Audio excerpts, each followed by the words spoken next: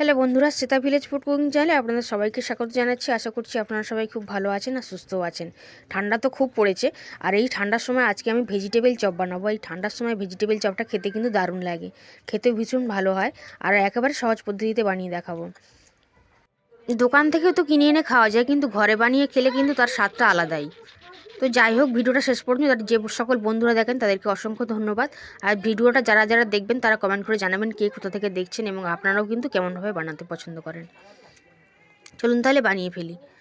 তো ভেজিটেবল চপটা বানানোর জন্য 3টে বিট নিয়ে নিয়েছি আর 2টো গাজর খুব ভালো করে কেটে ধুয়ে একটু ছিলে নিয়েছিলাম। তারপর কিন্তু এরকম একটা গ্রেটারের সাহায্যে গ্রেট করে নিচ্ছি।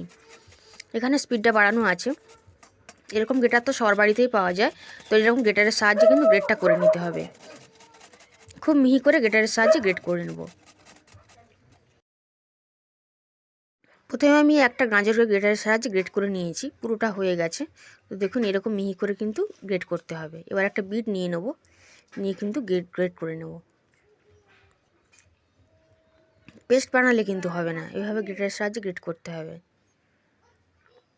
তো বিটটাকে কিন্তু গ্রেট করে এইভাবে সমস্ত সব গাজর আর বিটটাকে গ্রেটারের সাহায্যে গ্রেট করে নিয়েছিলাম। চলুন তাহলে এবার রেসিপির দিকে চলে যাই। তো প্রথমে আমি চীনাবাদাম নিয়ে নিয়েছি আর একটু তেল দিয়ে দিয়েছি। চীনাবাদামগুলোকে ভেজে নেব।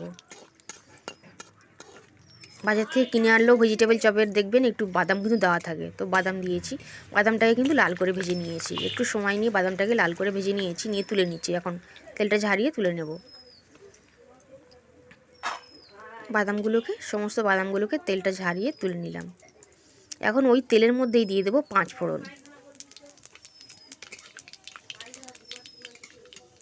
5 ফোড়নটা একটু ভেজে নিয়েছি। তার মধ্যে দিয়ে দেবো আদা। গ্রেট করে নিয়েছিলাম কিছুটা আদা, সেটা আদাটাকে দিয়ে দিলাম। একটু আদা কিন্তু দিতেই হবে। একটু ভালো করে নাড়াচাড়া করে নিলাম। নিয়ে আগে থেকে যে গ্রেটারের সাহায্যে গ্রেট করে নিয়েছিলাম বিট আর গাজরটাকে, সেটা কিন্তু দিয়ে নিলাম। নিয়ে এখন তেলের মধ্যে খুব ভালো করে কষিয়ে নিতে হবে। শুধু খুন্তিটা দিয়ে নাড়াচাড়া করতে হবে।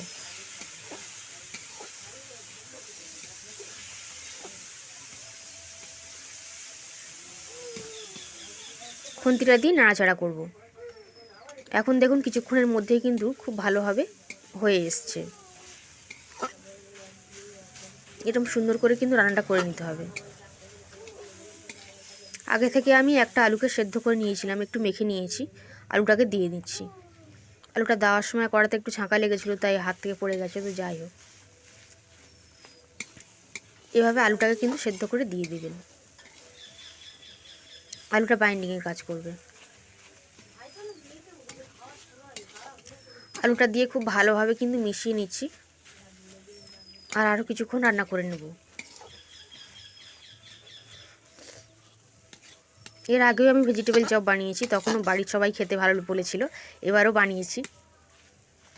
তো এখন আমি কিছু গুঁড়ো মশলা দিয়ে দেবো। নিয়ে নিয়েছি হলুদ গুঁড়ো, লঙ্কার গুঁড়ো, এবং এখানে একটা স্পেশাল মশলা আমি ব্যবহার করছি। সমস্ত মশলাগুলোকে একটু ভেজে নিয়েছিলাম। গোটা গরম মশলা এবং যে ধনিয়া, 5 ফোড়ন, সমস্ত সব মশলাগুলোকে একটু ভেজে নিয়েছিলাম। শুকনো কড়াই করে একটু ভেজে নিয়েছি। এই শিলনোড়াতে একটু বেটে নিয়েছি। এই মশলাটা দিলে কিন্তু এই চপটা খেতে দারুণ লাগবে। তো যাই হোক, সেটা আর দেখাইনি, কারণ ভিডিওটা এমনিতেই অনেক বড় হয়ে যাচ্ছিলো। এখন মশলাটা দিয়ে নিয়েছি, আর এখানে দিয়ে দেবো 1 চামচের একটু কম চিনি। মিষ্টিটা চাইলে নাও দিতে পারেন, তবে মিষ্টিটা দিলে কিন্তু স্বাদে ভালো আসবে। চিনিটা দিয়েও ভালো করে মিশিয়ে নেবো, মানে নাড়াচাড়া করে মিশিয়ে নিচ্ছি। এখন দিয়ে দেবো আগে থেকে ভেজে রাখা চীনাবাদামগুলোকে। দুভাগ করে নিয়েছি এবং খোসাটা ছাড়িয়ে নিয়েছি। বাদামগুলোকে দিয়ে নিলাম। এই সময় কিন্তু বিট গাজর প্রচুর পরিমাণে পাওয়া যায়, বাজার থেকে কিনে এনে আপনারাও কিন্তু খুব সহজে ভেজিটেবল চাউটা বানিয়ে নিতে পারেন। একটু সসের সঙ্গে বা কাসুন্দি দিয়ে খেতে কিন্তু দারুণ লাগে। দিয়ে দিচ্ছি লবণ। লবণটা দিয়েও নাড়াচাড়া করে মিশিয়ে নিলাম। এখন কিন্তু পুরটা আমার পুরোপুরি রেডি হয়ে গেছে। একটু খেয়ে দেখে নেবেন, যদি লবণটা কম লাগে আর একটু দিয়ে নেবেন। এখন পুরটা রেডি হয়ে গেছে, তাই কড়াই থেকে কিন্তু নামিয়ে নেব। পুরটা কিন্তু এরকমই হতে হবে। কড়াই থেকে নামিয়ে একটু ঠান্ডা করে নেব। তাই পুরটা দেখুন এরকম দেখতে হবে।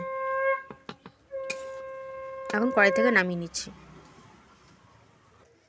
কড়াই থেকে নামিয়ে একটা থালাতে নিয়ে নিয়েছি। একটু ঠান্ডা হয়ে গেছে, এই রকমই ঠান্ডা হতে হবে। তো ভেজিটেবল চপগুলোকে আমি লম্বা শেপে বানাবো, অনেকে আবার গোল শেপেও বানায়। বাজার থেকে কিনেও গোল শেপেও আমি খেয়েছি, তখনও ভালো লাগে আর দেখতেও ভালো লাগে। তবে আজকে আমি গোল শেপে বানাচ্ছি না, লম্বা শেপেই বানাবো।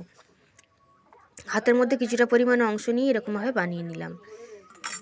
প্রথমে কিন্তু একটু গোল মতন বানিয়ে লম্বা মতন করে নিতে হবে। সবগুলোকে আমি কিন্তু বানিয়ে নিচ্ছি এক এক করে।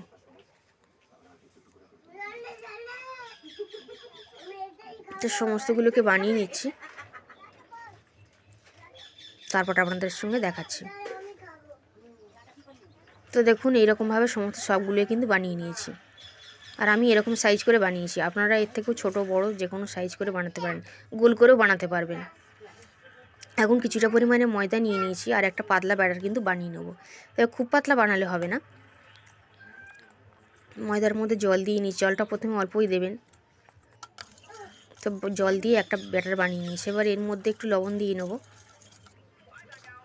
ব্যাটারের ঘনত্বটা এরকমই থাকবে। এর মধ্যে একটু লবণ দিয়ে দিচ্ছি, সামান্য লবণ দিয়ে দিলাম। আগে থেকে কিছুটা বিস্কুটকে গুঁড়ো করে নিয়েছি, এখানে টোস্ট বিস্কুটের একটা প্যাকেটকে গুঁড়ো করে নিয়েছি। একটাকে চুবিয়ে নিচ্ছি,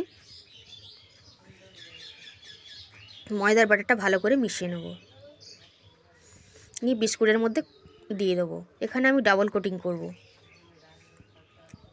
ভালো করে মাখিয়ে নিতে হবে হাত দিয়ে, তাহলে কিন্তু খাওয়ার সময় কোটিংটা দারুণ লাগবে। ডাবল কোটিং করলে একটু লেয়ারটা হবে, খেতে ভালো লাগবে, একদম দোকানের মতনই মনে হবে। আমি আবারও ব্যাটারের মধ্যে দিয়ে নেব,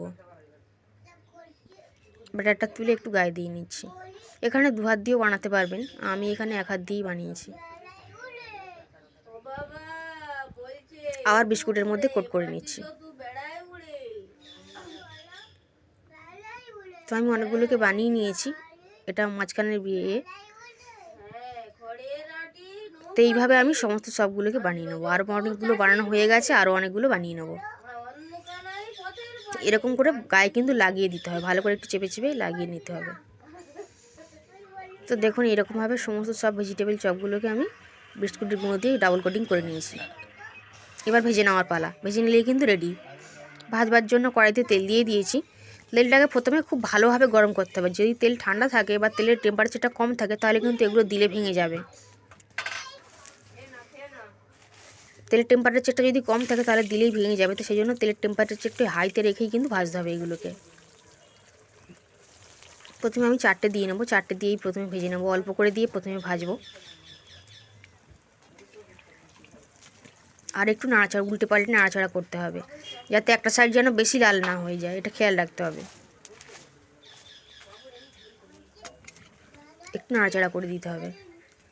আর যখন ভাজি তখন লাইটটা একটু কমে গেছে, কী আর বলবো, আপনারা এইভাবেই কষ্ট করে ভিডিও দেখছেন, দেখছি একটু লাইটটা দিয়ে দেওয়া যাবে কি। তো দেখুন কিছুক্ষণের মধ্যে কিন্তু এরকম লাল হয়ে যাবে, কালারটা কিন্তু দোকানের মতনই এসছে। এবারে একটা ঝাঁঝরি নিয়ে নিয়েছি, তেলটা ঝারিয়ে তুলে নেব। একটা কিন্তু ভেঙেও যাবে না, একটু হাই হিটে ভেজে নেবেন। তেলের টেম্পারেচারটা আবারও একটু হাই করে নেব, জালটা ভালোভাবে দিতে হবে। তারপর বাকিগুলোকে দিয়ে দিচ্ছি।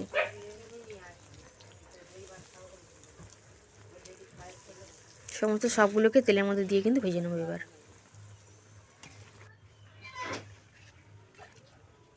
এগুলোকেও ভেজে নিয়েছি লাল করে, আর খুবই মুচমুচে হয় উপর থেকে, দেখতে কিন্তু দারুণ লাগছে। দেখুন, যে সকল বন্ধুরা এই পর্যন্ত ভিডিওটা দেখেছেন তাদের কিন্তু অসংখ্য ধন্যবাদ। কমেন্ট করে কিন্তু জানাবেন যে কেমন লেগেছে। সমস্ত সবগুলোকে নিয়ে নিয়েছি, একটা প্লেটের মধ্যে সাজিয়ে নিয়েছি। একটু টমেটো কেচাপ দিয়ে দিচ্ছি, আর একটু কাসুন্দি দিয়ে দেবো। খেতে কিন্তু শীতকালে দারুণ লাগে, আর এখন ঠান্ডা তো বেশ পড়েছে, এই সময় খেতে কিন্তু দারুণ লাগবে। কাছ থেকে দেখিয়ে দিচ্ছি, দেখুন কতটা সুন্দর হয়েছে প্রত্যেকটা। আমার দুটো বিট আর গাজর দিয়ে কিন্তু অনেকগুলো বড়া হয়েছে, অনেকগুলো চপ হয়েছে। এখন একটাকে ভেঙেও দেখিয়ে দেবো কতটা মুচমুচে হয়েছে। দেখুন,